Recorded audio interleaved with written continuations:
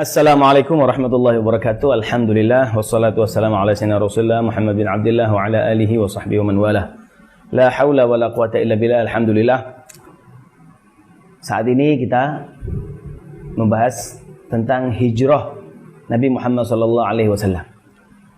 Di Islam, hijrah itu banyak terjadi.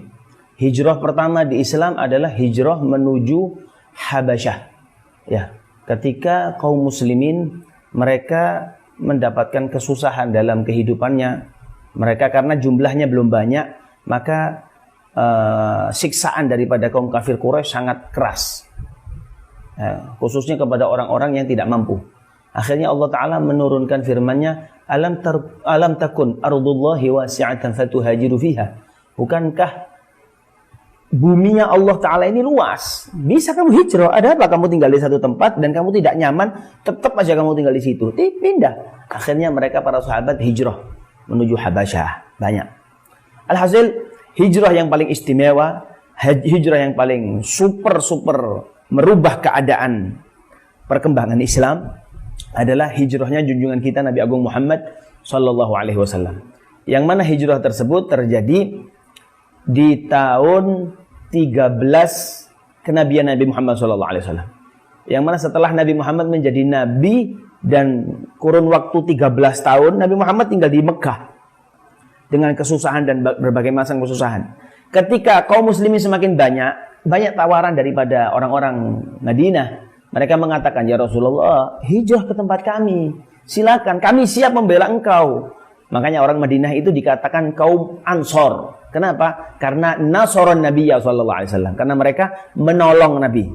Ansor. Adapun orang yang dari Mekah yang hijrah ke Madinah, mereka dikatakan kaum muhajir, orang yang berhijrah. Alhasil, karena Rasulullah sallallahu alaihi wasallam itu tidak melakukan sesuatu kecuali perintah dari Allah Subhanahu wa taala. Entah itu dari wahyu atau dengan apalah sesuatu yang menjadikan Rasulullah untuk bergerak, yang pastinya perintah dari Allah Subhanahu wa taala. Banyak dari kaum sahabat hijrah. Yang banyak dari mereka hijrahnya sembunyi-sembunyi. Kenapa? Karena takut kalau ketahuan hijrah, mereka bisa-bisa dibunuh. Yang mengumumkan hijrahnya cuma satu orang saja, yaitu Sayyidina Umar bin Khattab. Beliau ketika mau hijrah, beliau mengumumkan di depan Ka'bah, wahai kaum ahli Makkah, wahai penduduk Mekah, saya kasih tahu, saya nanti mau hijrah. Yang kepingin suaminya meninggal, sudah kepingin istrinya menjadi janda, dan kepingin anak-anaknya jadi yatim, silakan hadang perjalanan saya. Umar bin Khattab, ya, Umar bin Khattab kereng, ya, setan wedi. Nah, subhanallah. Tapi ketika Rasulullah mau hijrah, Rasulullah diam-diam. Kejadian tersebut, Abu Bakar As-Siddiq ngajak Rasulullah, ayo Rasulullah hijrah, ayo Rasulullah hijrah. Tapi Rasulullah mengatakan tidak ada perintah, saya tidak berani. Ya. Tidak ada berani. Begitu pula kita usahakan melakukan sesuatu apapun itu perintah dari guru, ya, dan berusaha hal yang menyenangkan guru kita. Alhasil Rasulullah SAW ketika mendapatkan perintah hijrah, langsung orang yang pertama dikabari Rasulullah adalah Abu Bakar As-Siddiq.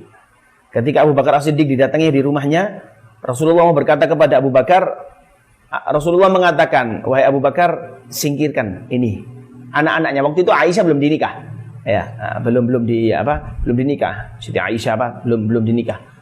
Aku mau ngomong, sudah tidak apa-apa ya Rasulullah, dia anak-anakku aman. Akhirnya Rasulullah bercerita mengatakan bahwasanya, wahai Abu Bakar, aku diperintahkan untuk hijrah. Langsung Sayyidina Abu Bakar mengatakan, aku siap untuk menjadi temanmu. Boleh tidak aku jadi teman perjalananmu ya Rasulullah? Rasulullah langsung mengatakan, iya. Saat itu Abu Bakar As-Siddiq langsung nangis. Riwayat Siti Aisyah mengatakan, saya dulu tidak percaya ada orang menangis karena gembira. Ternyata benar. Saya saksikan saat itu ayah saya gembira dan menangis. Orang yang pertama saya lihat gembira tapi bisa menangis adalah ayah saya, nangis, senang. Langsung Sayyidina Abu Bakar mempersiapkan unta untuk perjalanan Rasulullah SAW. Tapi awal hijrahnya Rasulullah dengan Abu Bakar As-Siddiq tidak langsung berjalan menuju Madinah, tidak. Akan tetapi mereka berdua berhenti masuk ke dalam Gua Thur. Mereka di pojokan kota Makkah mereka berdua berjalan sembunyi di kota Mekah. Sembunyi di Gua Thur.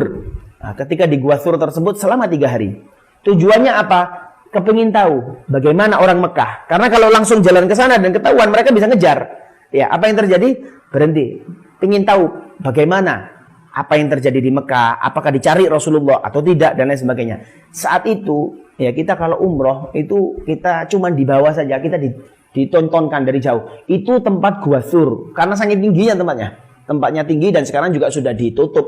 Ya, ditutup, tidak bisa masuk ke dalam guanya. Dicor atau digamalkan gitu. Itu intinya. Anak Sayyidina Abu Bakar As-Siddiq yang bernama Asma. Asma binti Abu Bakar As-Siddiq saat itu dalam keadaan hamil. Apa yang terjadi? Membela, menolong perjalanan hijrahnya Rasulullah SAW dengan cara apa? Setiap waktu, setiap hari turun naik gunung tersebut, bawa makanan dan memberikan kabar tentang apa yang terjadi di Mekah. Subhanallah. Gini kok ada orang yang membenci Sayyidina Abu Bakar As-Siddiq radhiyallahu taala. Alhasil, ya perjalanan tersebut setelah hari ketiga memasuki hari keempat, ya, yang mana sebelumnya sempat Rasulullah SAW dicari sampai ke Gua Thur tersebut. Sempat dicari, hampir dimasuki. Kata Sayyidina Abu Bakar As-Siddiq, kalau mereka mau menurunkan kepalanya saja, pasti kaki kami kelihatan. Karena guanya kecil. Ya, karena guanya kecil. Nah, maka subhanallah, Allah Ta'ala mengutus burung dara ada di situ. Karena kalau ada orang yang datang, pasti burung daranya pergi. Juga ada laba-laba. Ada sarang laba-laba di situ menandakan kalau ada orang yang datang masuk ke dalam situ, pasti laba-laba ini rusak. Sarang laba-laba ini rusak dan menandakan tidak adanya orang di dalam. Ya, menandakan orang tidak ada orang di dalam karena sarang laba-labanya masih ada. Berarti aman gitu. Yang mana istimewanya perjuangan Abu Bakar As-Siddiq sebelum Rasulullah SAW masuk ke dalam gua. Abu Bakar As-Siddiq ini lebih tua. Ya, tapi cinta sama Rasulullah SAW. Yang terjadi, Abu Bakar mengatakan kepada Rasulullah, wahai Rasulullah, tunggu sebentar, aku akan masuk terlebih dahulu, aku akan pastikan di dalam tidak ada binatang. Apa yang dilakukan sama Abu Bakar As-Siddiq? Mendapatkan satu lubang, disobek kainnya, ditambal dari lubang tersebut. Disobek kainnya, setiap lubang ditambal satu persatu. Sampai mendapati ada tertinggal satu lubang, yang satu lubang tersebut sudah kehabisan pakaian. Sudah sobek semua buat untuk nambali, tinggal satu ditutup dengan tangan. Dan Abu Bakar mengatakan kepada Rasulullah, silakan masuk. Masuklah Rasulullah ke dalam ruangan tersebut, ke gua tersebut, dan Rasulullah kecapean tidur di paha Abu Bakar As-Siddiq. Ketika tidur, subhanallah, yang terjadi lubang yang satu yang tidak tertambal dengan kain, yang hanya ditutup dengan tangan, ternyata di dalamnya ada binatangnya. Ada kalajengkingnya, yang mana kalajengking tersebut menyengat tangan Abu Bakar As-Siddiq. Subhanallah. Akhirnya Abu Bakar As-Siddiq karena menjaga agar Rasulullah SAW tidak terbangun dari tidurnya. Apa yang terjadi? Abu Bakar As-Siddiq menahan sampai keluar air matanya. Ketika keluar air mata ini menetes ke pipi Rasulullah dan Rasulullah bangun. Kenapa wahai Abu Bakar? Rasulullah mengatakan, kenapa wahai Abu Bakar? Abu Bakar mengatakan, tidak apa-apa Rasulullah, tidak apa-apa ya Rasulullah. Tidak, tampak dari wajahmu kau mendapatkan sesuatu. Ini Rasulullah, tangan saya terlilit kalajengking, dipatok sama kalajengking.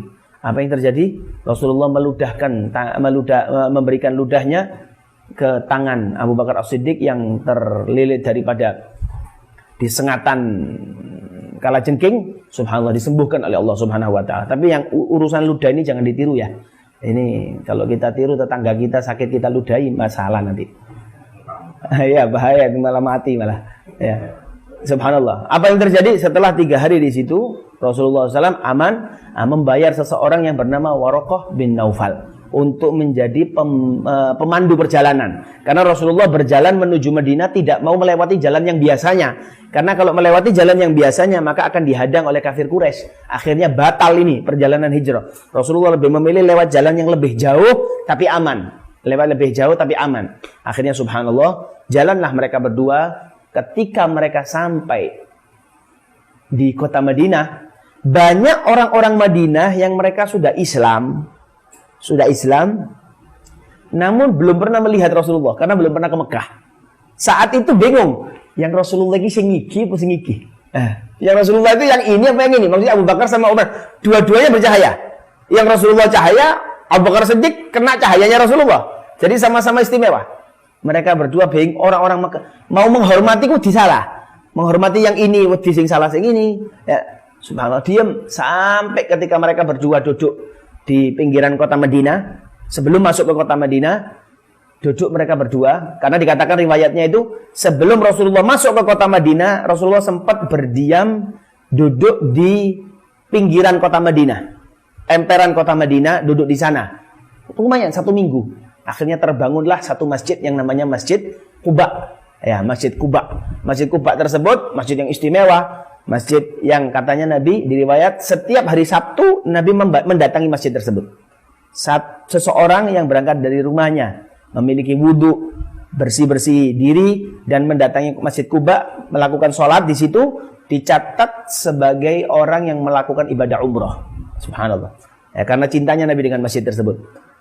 Ketika mereka berdua duduk, Rasulullah dan Sayyidina Abu Bakar duduk bersampingan, matahari mulai menyengat, berdirilah Abu Bakar As-Siddiq menghadang panasnya matahari menuju Rasulullah. Baru tahu, oh ini yang Rasulullah, ini yang pendereknya. Nah, seperti itu. Subhanallah. Akhirnya mulailah hijrahnya Rasulullah SAW semakin berkembang, dakwahnya Rasulullah semakin berkembang. Tinggalnya Rasulullah di kota Madinah selama 10 tahun. Tinggal Rasulullah SAW di Mekah setelah menjadi Nabi selama 13 tahun. Tapi subhanallah, yang 10 tahun mengalahkan jauh daripada dakwahnya Rasulullah ketika tinggal di Mekah. Dari Madinah tersebut akhirnya terbentangkan jauh, terbentangkan melebar dakwahnya Rasulullah SAW sampailah di Nusantara ini. Dan mudah-mudahan kita yang sudah menganut agama Islam, kita sudah mengikuti ajaran Rasulullah SAW, kita bisa menyenangkan dan membanggakan Rasulullah SAW. Dan mudah-mudahan perjalanan Rasulullah yang dengan susah itu bisa kita rasakan saat ini, sudah tinggal nikmatnya. Maka sisa dari kita hanyalah kita berusaha untuk menyenangkan Nabi Muhammad SAW. Nabi tidak menuntut kita untuk berjuang susah payah. Yang dituntut oleh Nabi SAW, kita mentaati apa yang disyariatkan Nabi, melaksanakan apa saja yang dianjurkan oleh Nabi, agar kita menjadi orang yang bisa digolongkan rombongannya Nabi kelak di akhirat. Amin. Ya Rabbal Alamin. Wassalamualaikum warahmatullahi wabarakatuh.